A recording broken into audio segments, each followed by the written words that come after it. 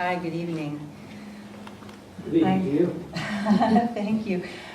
I'm so glad that David Wiley and Ambush have found each other. This is a good thing. David is a man of many gifts. He's a writer, a poet, and a teacher, and an art theorist, and much, much more. Tonight, he's going to read for you the one piece that opens Ambush 3. And it's a very brief poem, but it is an invitation to you to seek out his much longer and very lush work. Oh, thank you. Yes, this is the one that appeared in Ambush 3. And it's called That Blank White Canvas or Piece of Paper. And it also has an alternate title, which is simply To a Piece of Paper.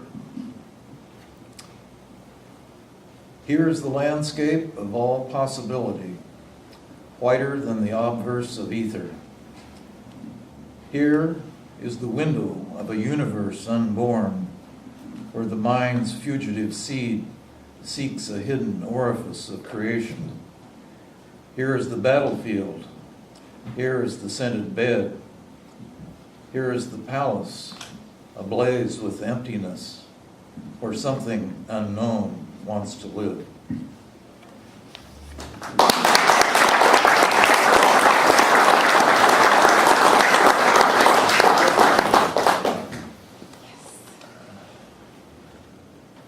So,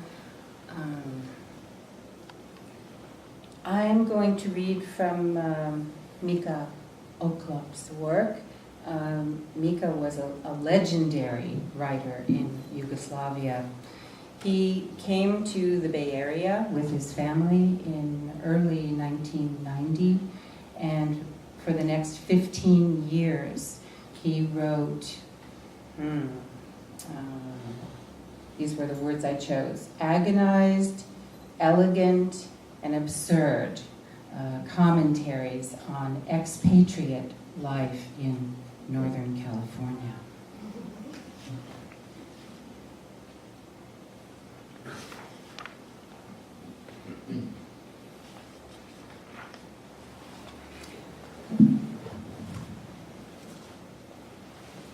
The former future. Before a Serb killed a Croat, and a Croat slew a Muslim, and a Muslim slaughtered a Serb, my cousin Salvo had smoked glass on his Volvo.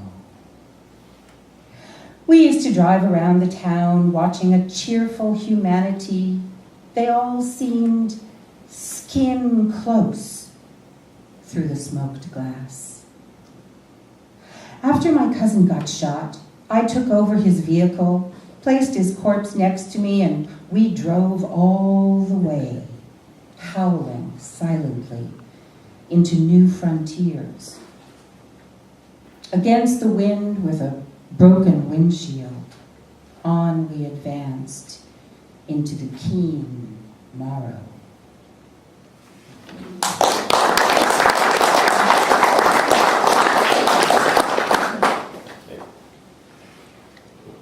America for beginners.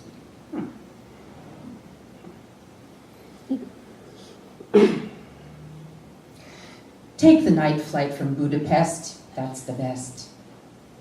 Go to Milan and request an entry visa. The US Embassy people will beam at you. Rent a car with German license plates and drive to Frankfurt. Buy a Northwest ticket. They are the cheapest. Land at the Detroit airport and proceed to San Francisco. Once you're here, the immigration office will sense your troubles, your eagerness and resolve to become an American overnight. Don't forget to unlock your bag and offer him a piece of the cheese pie your mom crammed in there before you departed to become a sailor without sails.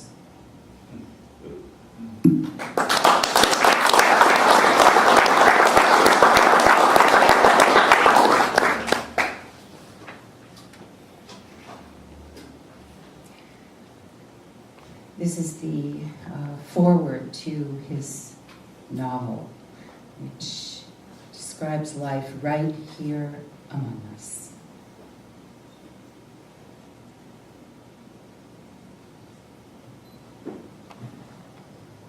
I never thought I'd come to such a decision. I'd always taken it as an accomplished fact that literature and writing were for remembering, that they were like precious streams of human kindness, wisdom, and love, and that people write to be remembered, that is, any personality large enough to be embroidered in the reader's imagination. It was like that with Tolstoy, with Kafka, with Hemingway and Camus, with most of the authors I've read and admired. That is why I can still summon up names, scenes, passions, vicissitudes. But I am not here for a comparative literature exam. I have decided that I should write in order to forget, to be forgotten.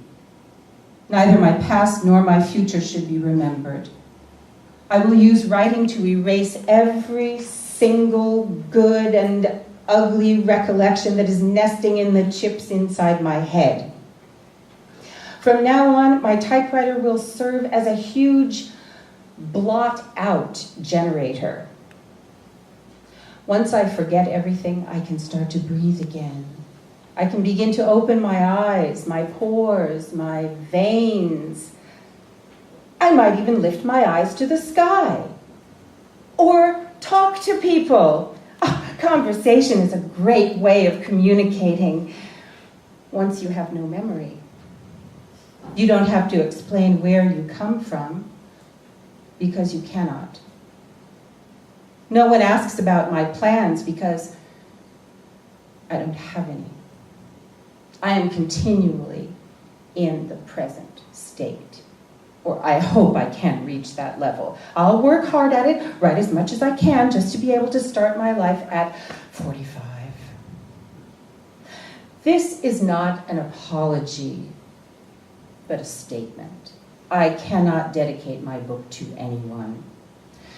By the time I'm done with it, I will have forgotten everyone, and the memory of me will have been deleted from everyone's minds and hearts.